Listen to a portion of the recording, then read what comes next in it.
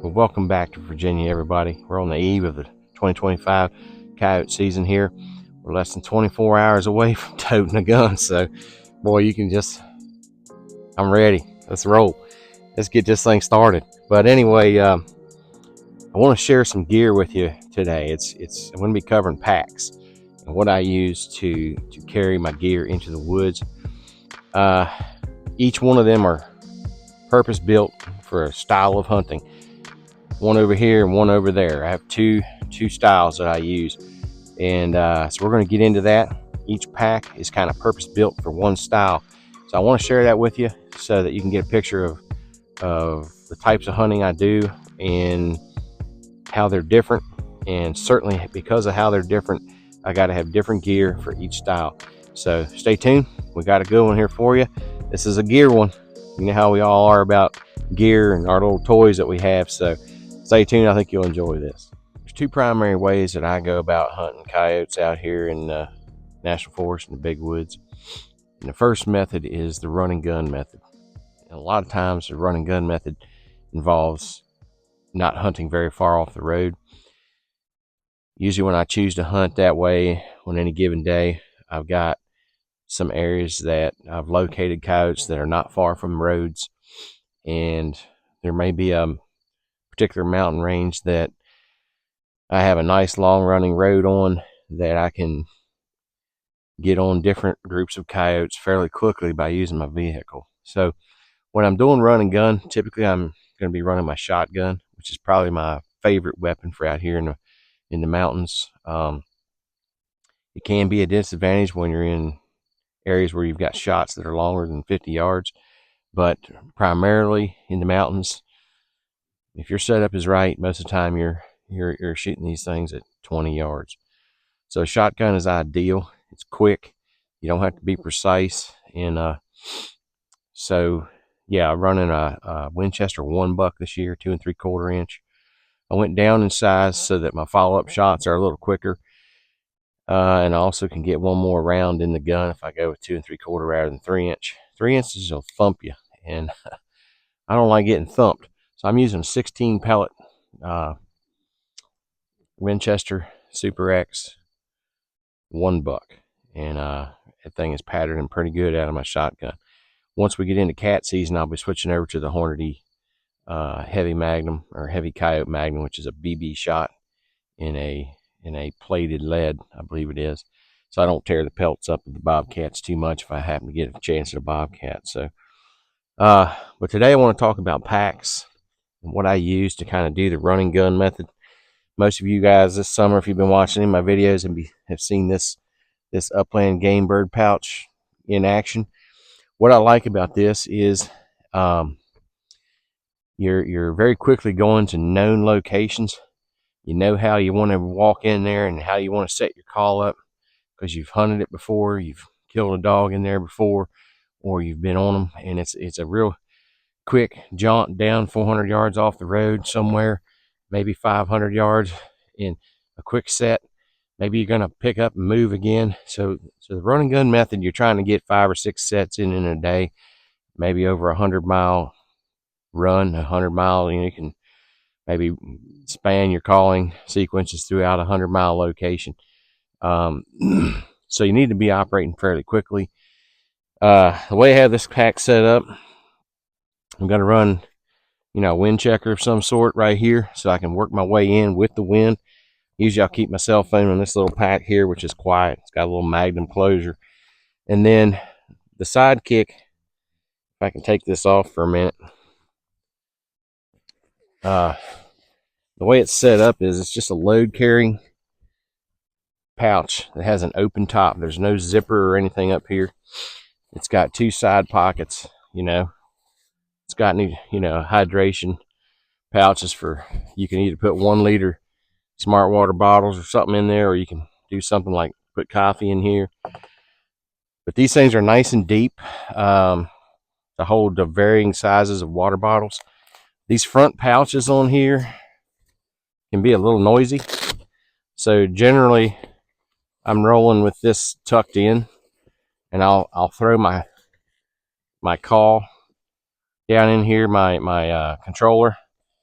The pack comes with a little clip here. You can carabiner your call so it doesn't fall out while you're going throughout your day. The other side over here, generally I'm running, maybe some microphones for filming, maybe an extra spare hand call or two down in there. Generally, once I have a weapon in my hands, I'm not carrying a sidearm. There's really no reason for that. Then the pack itself has some load assist straps here to kind of keep this thing from flopping around too much. On the back here, you can see we got a zippered pocket. I just keep my track taper, my little tape for doing tracks. I've got a little bag in here for washing my face off, or maybe I'll throw some wipes down in here. Typically, I'll take wipes on my big pack, but this is just a little washcloth. I got to wash myself down a little bit, keep some sweat off. A little Sawyer bag for water collection. A little Sawyer water filter. Always have a water filter in case something would happen to you and you can't walk, but you can crawl down to water for safety. You need to have some way to get water. Carry a little poncho in here, a little like rain jacket. It also helps with warmth when if you get a little bit of a chill. This is just a first aid kit. Generally, I'll just show you what I'm running here for first aid. Basically, just something real simple. I just like to put them in a little stuff sack. Just a few essentials: a little pocket knife, fire starter, some electrolytes, a tick puller. Got some headache powders, another lighter,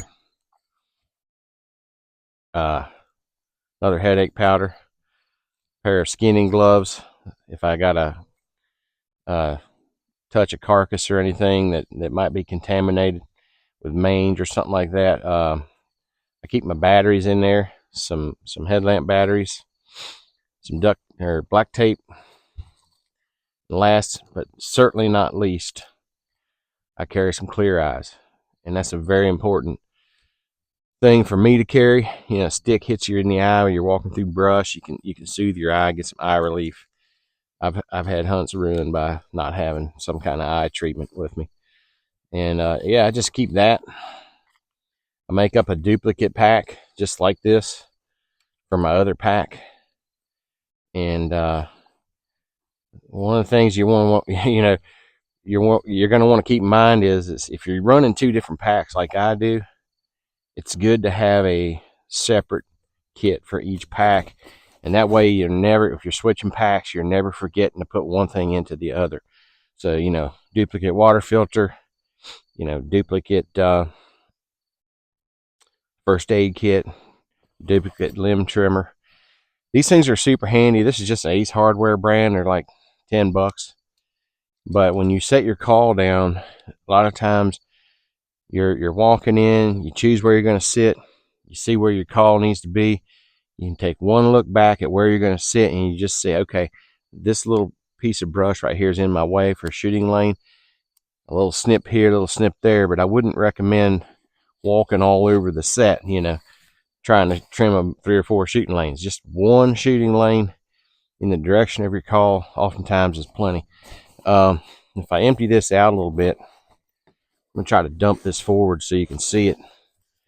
There's more to this bag than what it looks. There's a couple little sleeve pouches here. I carry my toilet paper in there, my nippers in here. There's also a couple zippered pouches right here that you can throw batteries down in, or maybe a pocket knife, or something that you don't want to lose. It's valuable. It's got little zipper closures. Of course, this back zipper thing. This thing comes with a snap closure that I've taken off because that thing's a little loud and noisy, and I just simply have rigged mine up. Because I'm not using this closure, the bag tends to want to fall open. So I've just rigged up a couple paracords here with an adjustable tensioner here to kind of support things how I need them to be supported while I'm out in the woods. I really like this as a scout pack because in the warmer months when you're scouting, you don't have anything on your back that's overheating you and making you sweat more than you need to. I mean, you're going to sweat in the early season, but there's enough room in this pack. I can get the Shockwave down in here and put a jacket on top of it. Of course, I'll be using the Hellcat this year a lot, but yeah, there's a lot more room in this little pack than what it looks like, and it'll carry what you need for, you know, a drop down into the woods and a calling session. So hopefully you enjoyed that. I've really enjoyed using this pack so far, and it makes things quick, easy, and fast, and that's what you're looking for when you're doing the run and gun method. So stay tuned. I got another one coming up on my deep walk pack, but primarily this is for when I'm running and gunning, and I'm usually going to be using a shotgun in this situation. Another method that I use to hunt coyotes here in the mountains of Virginia is it's called the deep walk, and or sometimes I call it the long walk. And what that involves is, you know, there's locations here where I know coyotes are, that I've located or I've found tracks of or I've got my sights on, and those coyotes are taking up residence in a big drainage, and there's no roads in there. There might be some fire service roads or some access roads that are gated off, some single track mountain bike trails, or there's some way to access it, but it's going to happen on foot. You're not going to be able to, you know, move into that location with your vehicle. You actually got to walk in there, and I call that the deep walk. And generally it's going to be, once you decide to go in on the deep walk, it's going to involve at least a half a day, usually 3/4 of a day or a whole day. And you're going up into a big drainage. You know there's coyotes in there, and you're trying to do small, quiet, sequence sets as you move throughout the terrain, picking and trying to figure out where exactly they are. And you're not broadcasting a big sound. You're not exactly sure exactly where they are today. Sometimes when you start a deep walk, you can get up on a high point somewhere and howl at them and get them to answer. And then you can kind of shorten up your deep walk a little bit because you're going right towards them. But sometimes when I go hunting, I don't want to howl. I don't want them to know that I'm coming. I don't want them to have any suspicion that I'm going to come in there, particularly here in the early season when you got a lot of younger dogs and you've located some coyotes, you've seen their tracks or signs, but you're not 100% sure. Is this a family group with mature dogs in it, or is this a small group of transients that have kind of cobbled together a little family group? Usually that's going to be in like late September. You can run into those, and those might be a little more timid when it comes to howls. So generally when I'm doing a deep walk, I know there's coyotes in the area, but I'm not 100% sure, and I don't want to howl at them, and I'm hunting in the daytime. And so I'm going to be committing a large portion of my day to go in there and do quiet sets that are very, very, how should I say, thought out, pre-planned. And so you need a totally different setup for gear on that. Typically, I'm not going to run a shotgun when I'm doing that because of the weight of the gun itself and the amount of ammunition that you can carry. Because you're going a longer distance, you need a much lighter setup. So I'll run my little carbine, which is a 5.7 by 28 Ruger, and I carry 2 magazines with about 20 rounds of ammo in each. So as far as lethality, I'm ready for whatever happens. I don't carry a sidearm generally, and I'm running a backpack. And this particular backpack is what I want to share with you today. It's the Eberlestock Bandit. It's been around for a long time. They've improved it greatly. I've chosen to add a little waist belt. It does not come with a waist belt. This is just an old belt off an old pair of waders that I cut up a long time ago. My cell phone pouch is here. I keep my wind checker handy. This pack is very small, but you'd be amazed at what all you can carry in this thing. The way you see it right now, I've got my tree seat, which is something that's a homemade version of a tree stand seat that I've come up with, that just ropes it straps onto the tree with some paracord, some 300-pound paracord. I'm gonna set that to the side. Generally I'm only running that for bobcat season when you got to do hour-long sets. I want to be seated. Normally when I'm doing coyote sets on a deep walk, a lot of times I'm going to be standing up. So whether you're seated or standing, you're going to want some kind of a shooting stick. This is just a Cabela's, $25 shooting stick. I can stretch this out for a full standing shot, But it goes onto the pack here. Now, it comes with these water bottle holders that do have draw cords on them, so you can tighten them down or loosen them up depending. My Hellcat will actually go down in the other side of this. I have a roll of paper towels in there now just to demonstrate kind of how big these things are. My Hellcat's at home charging because we're going to be hunting in 24 hours. So, but I do have the controller here. I do recommend anytime you're using a pack system where you're doing quick grab stuff, put stuff on carabiners and a little parachute cord, so in case something would fall out of your pack, you don't lose it. The other thing you can do, the top lid has some molly webbing here, and I just put some draw cords so that I can strap, a tripod for my call or for filming. I can put my hiking poles on here if I got to carry a dog out. I put one on each side, and then this thing here is kind of great. You can throw a jacket in here and strap it up, or like I do, I put my tree seat in there. Has a lot of molly webbing on the bottom as well, so that you can. I just did like a webbing thing here that I can undo, expand out, and put a jacket in there, or throw a bobcat in there and strap it down so I can carry it out. Or a coyote. A lot of molly webbing on the sides. So this bag is just extremely versatile, but it is quite small. But that's good because you don't have to carry a whole bunch of stuff you don't need by having that smallness. It does open fully, which is real handy. And in the top here, I've got a full day's lunch headlamp, and I keep my cutters handy up here on top.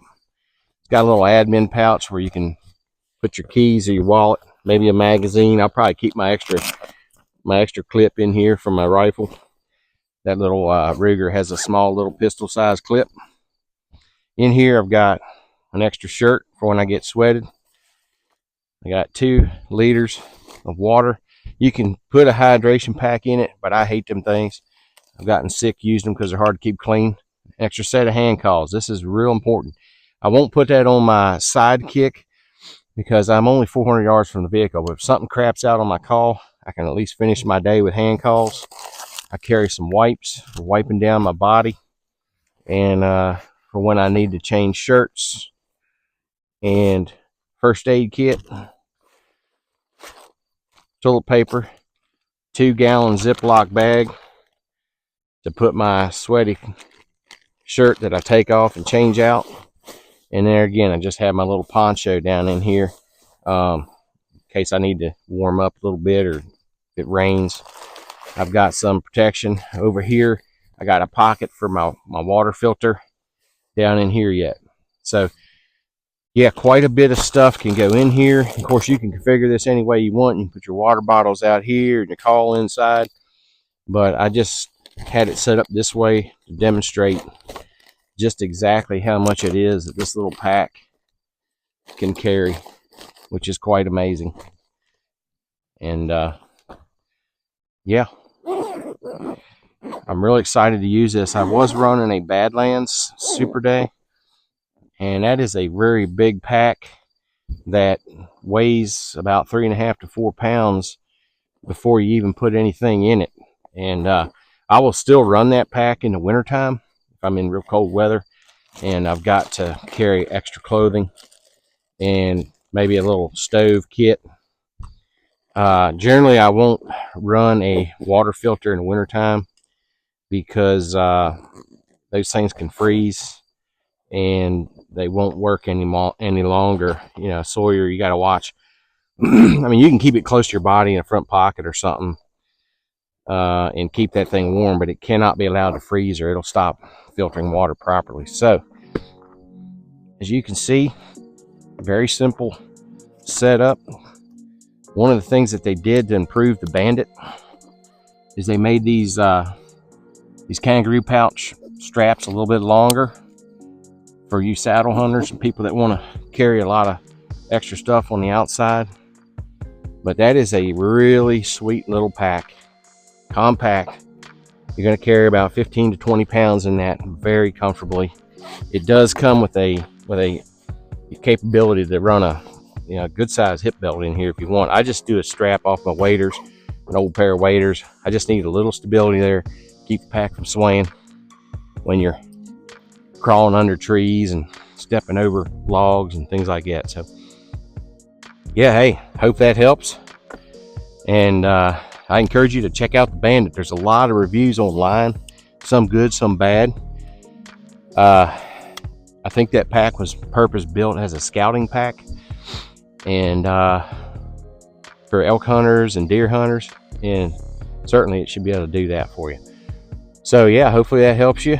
And man, we're getting excited. We got some gear charging up at home. We got lights and calls and all kinds of stuff. So we're getting pretty doggone excited. And today I'm out here just checking some thermals in some location.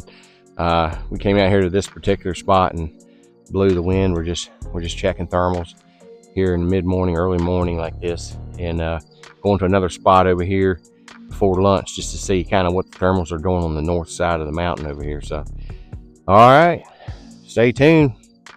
We're gonna be toting a gun here before long. So thanks for watching. Have a great day.